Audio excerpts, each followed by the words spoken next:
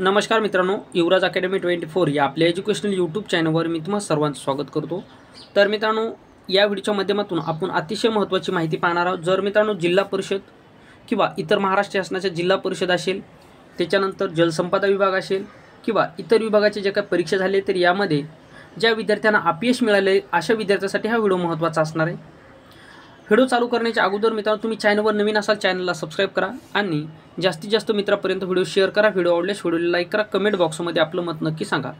तर व्हिडिओला स्टार्ट करण्याच्या अगोदर आता महाराष्ट्र शासनाच्या वेगवेगळ्या विभागामध्ये ज्या परीक्षा झाल्या आणि त्याचे निकालसुद्धा घोषित झालेले आहेत। तर सर्वप्रथम जे विद्यार्थी यामध्ये यश मिळालं आणि जे विद्यार्थी या ठिकाणी वेगवेगळ्या पोस्ट या ठिकाणी मिळालेले आहेत, तर अशा विद्यार्थ्यांना जे विद्यार्थी आता या परीक्षेमध्ये यश मिळून आता या ठिकाणी मित्रांनो महाराष्ट्र शासनाच्या गव्हर्नमेंट नोकरीला लागले, तर अशा विद्यार्थ्यांचं सर्वप्रथम युवराज अकॅडमी 24 या चॅनलकडून मनापासून अभिनंदन करतो। त्यांना खूप खूप शुभेच्छा देतो पुढील आयुष्यासाठी।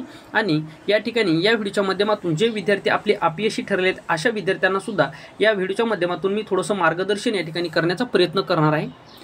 तर पहा मित्रांनो, ज्या विद्यार्थ्यांना अपयश मिळालेले आहे, तर अशा विद्यार्थ्यांसाठी महत्त्वाची गोष्ट 2 मिनिट तुम्ही विचार करायचा आहे।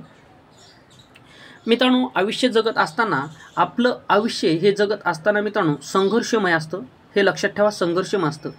आता आपलं आयुष्य जगत असताना कधी आपल्याला यश येत असतं, तर कधी आपल्याला अपयश येत असतं, लक्षात ठेवा।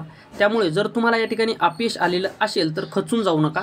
आयुष्यामध्ये ऊन सावलीचा खेळ असतो, दिवस बदलत असतात, परिस्थिती बदलत असते, परंतु मित्रांनो आपला जो का आता वेळ असणार आहे हा वेळ तुम्ही विनाकारण वाया घालू नका। समोर जे काही परीक्षा येणार आहेत, महानगरपालिकेच्या परीक्षेत मित्रांनो कंबाईनची सुद्धा जाहिरात असणार आहे। कंबाईनची जाहिरात 2000+ पदाची मित्रांनो या ठिकाणी जाहिरात असणार आहे। त्यामुळे हा एक तुमच्यासाठी गोल्डन चान्स असणार आहे। विचार करा, आता तुम्हाला जर अपयश आला असेल, 1-1, 2-2 मार्काने तुमच्या पोस्ट गेले असतील किंवा 4-4, 5-5 मार्काने किंवा 10 मार्काने पोस्ट गेले असतील, परंतु आता ह्याच गोष्टी जर आपण धरून बसलो तर पुढचं यश आपल्याला मिळेल का? हा सर्वप्रथम पहिला प्रश्न मला तुम्हाला विचारायचा आहे आणि या प्रश्नात तुम्ही विचार कराल अशी मी तुमच्याकडून अपेक्षा बाळगतो।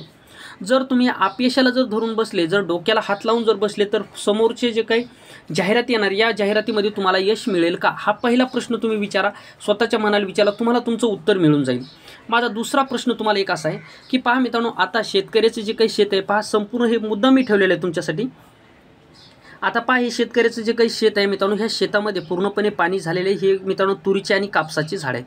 पहा मित्रांनो कशा प्रकारे पसरलेले आहेत। मग मित्रांनो आता हे अशा प्रकारे हे पसरलेले झाडं आहेत। आता मित्रांनो पहा, किती कष्टाने किती मेहनतीने उन्हातानामध्ये या ठिकाणी मित्रांनो मेहनत करून तुम्ही तरी मित्रांनो या ठिकाणी सावलीमध्ये बसून अभ्यास करत आहात, परंतु आपला शेतकरी राजा शेतामध्ये राबराबत आहे, ऊन सावली कुठल्याही गोष्टीची पर्वा न बाळगता रात्रंदिवस मेहनत करतो आणि एका रात्रीमध्ये पाऊस येतो आणि संपूर्ण उद्ध्वस्त करतो। त्यावेळेस मित्रांनो या ठिकाणी या शेतकरी राजाला, या शेतकरी आपल्या बांधवांना काय वाटतं असे लक्षात ठेवा। किती कष्टाने किती मेहनतीने हे शेत फुलवलं आणि शेवटी हे पाण्यामध्ये गेलं। मग आता पाण्यामध्ये गेल्याच्या नंतर शेतकरी हा या ठिकाणी मित्रांनो आता शेती करणं सोडून देणार का? तर नाही देणार मित्रांनो। यश आणि अपयश आपल्या जीवनामध्ये येत असतं। ही शेती आज जरी पाण्याखाली गेली तरी उद्यासुद्धा ती फुलवणार आहे, उद्या आपलं आयुष्य ती सुखमय आणि समाधानकारक करणार ही आशा एका शेतकऱ्याच्या मनामध्ये, आणि त्या दृष्टिकोनातून तो काबाड कष्ट उद्यापासून परत तो कामाला लागणार आहे। या आपल्या शेतामध्ये जे काय पाणी आहे कुठेतरी बांध कोरायचा आणि ते पाणी आपल्या शेतातून बाहेर काढायचं आणि हे पिकं उभं करण्यासाठी तो उद्यापासून मेहनत करणार आहे, लक्षात ठेवा।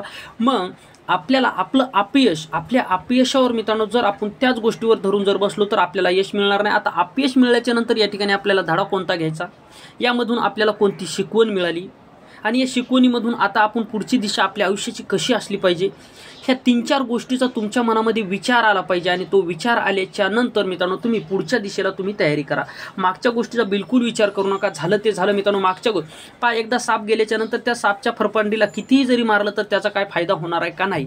त्यामुळे मग तुम्हाला अपयश आला असेल तर ह्या गोष्टीचा भाऊ करू नका। पुढे जे काय परीक्षा आहे त्याचं टार्गेट करा। होऊ शकतं मित्रांनो आज तुम्हाला क्लास 3 ची पोस्ट नाही भेटली, परंतु येणारी जी काही कंबाईन असणार आहे या कंबाईनमध्ये मित्रांनो क्लास 2 च्या पोस्ट असणारे, कदाचित ह्या पोस्टसुद्धा तुम्हाला मिळू शकतात। जर तुम्ही चांगल्या प्रकारे अभ्यास इथून पुढे जरी केला तरीसुद्धा तुम्हाला ह्या पोस्ट मिळू शकतात, हे लक्षात ठेवा। त्यामुळे अपयश पचवण्याची क्षमता तुमच्यामध्ये असली पाहिजे, हे लक्षात ठेवा।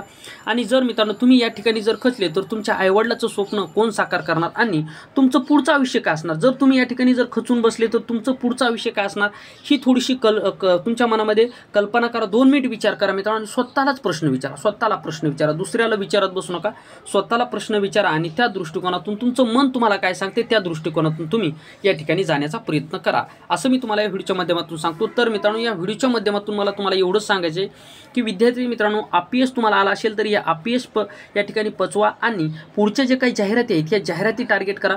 आता पुढच्या कोणत्या जाहिराती येणार आहेत, त्या कधीपर्यंत येणार आहेत, कुठल्या महानगरपालिकेमध्ये किती जागा आहेत, यावर आधारित मी व्हिडिओ बनवलेला आहे। त्याची लिंक मी व्हिडिओच्या डिस्क्रिप्शन बॉक्समध्ये आहे।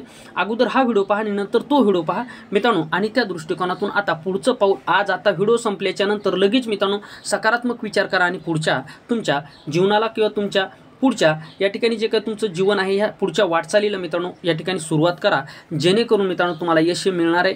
मित्रांनो, ज्या विद्यार्थ्यांना यश मिळालं त्यांनीसुद्धा मित्रांनो सहजासहजी त्यांना मिळालं नाही, त्यांनीसुद्धा अशीच मेहनत केलेली आहे। त्यामुळे त्यांच्याकडे त्यांच्या पाऊल ठेवून आपण या ठिकाणी प्रयत्न करा आणि त्यांना जे काही यश मिळाले तसंच यश आपल्याला सुद्धा आगामी काळामध्ये होणाऱ्या जाहिरातीमध्ये मिळू अशी या ठिकाणी आशा बाळगा आणि त्या दृष्टिकोनातून मेहनत करा। 100% मित्रांनो तुम्हाला यश या ठिकाणी मिळणार आहे। यशाने खचून जाऊ नका, यशाने खचून जाल तर मित्रांनो पूर्णपणे तुम्ही उद्ध्वस्त व्हाल। थोडासा विचार करा, थोडासा संयम ठेवा आणि आपलं आयुष्य परत नव्याने चालू करा। 100% तुम्हाला आगामी काळामध्ये होणाऱ्या परीक्षेमध्ये यश मिळेल। खूप खूप तुम्हाला शुभेच्छा देतो आणि आगामी काळामध्ये येणाऱ्या परीक्षेमध्ये तुम्हाला घवघवीत यश मिळेल, तुमचं स्वप्न तुमच्या आईवडिलाचं स्वप्न साकार हो अशी मी ईश्वरचरणी प्रार्थना करतो आणि या ठिकाणी थांबतो। मित्रांनो, नक्की हा व्हिडिओ तुम्हाला आवडला असेल, या व्हिडिओच्या माध्यमातून थोडं तुम्हाला प्रोत्साहन भेटलं असेल आणि खरोखर मित्रांनो मला या व्हिडिओच्या माध्यमातून मला हेच तुम्हाला सांगायचे की मित्रांनो खचून जाऊ नका, खचले तर तुम्ही या ठिकाणी संपणार आहात, त्यामुळे खचून जाऊ नका। खूप काही विद्यार्थी असे आहेत, खूप काही आता पहा जे विद्यार्थी लागतात त्यांना सुद्धा डायरेक्ट यश मिळालेलं नाही, त्यांनी सुद्धा अपयश पचवलेले आहे। त्यामुळे थोडासा विचार करा, अपयश हे येत असतं आणि यामध्ये TCS आणि IBPS कंपन्यामध्ये मित्रांनो या ठिकाणी गफलत अशी झाली की सिलेबस व्यतिरिक्त क्वेश्चन जास्तीत जास्त ते विचारते, म्हणजे विद्यार्थी जे काही मेहनत करते त्या मेहनतीवर विद्यार्थ्यांना संशय या ठिकाणी निर्माण होते, कारण की आपण एवढी मेहनत करत आहोत परंतु परीक्षेला दुसरंच येतं। आता पहा मित्रांनो, GMCच्या परीक्षा झाला, GMCच्या परीक्षेमध्ये जे काय IBPSनं जो काही सिलेबस दिला होता ह्या सिलेबसच्या बाहेर पूर्णपणे GK मित्रांनो सिलेबसच्या बाहेरचे, फक्त जिल्हा विषय जर सोडलं तर पूर्णपणे GK हे सिलेबसच्या बाहेरचं या ठिकाणी विचारले। तर अशा स्वरूपामध्ये ह्या घटना या ठिकाणी घडत आहेत, यामध्ये अभ्यास करणाऱ्या विद्यार्थ्याचं नुकसानसुद्धा या ठिकाणी TCS आणि IBPS कंपन्याकडनं होत आहे। तर मित्रांनो तुमचंसुद्धा TCS आणि IBPSच्या जे काही परीक्षा आहेत या परीक्षेच्या दृष्टिकोनातून तुमचं मत काय कमेंट बॉक्समध्ये नक्की सांगा। तर या ठिकाणी आपण थांबूयात मित्रांनो, व्हिडिओ शेवटपर्यंत पाहिल्याबद्दल थँक्यू, धन्यवाद, टेक केअर, बाय बाय।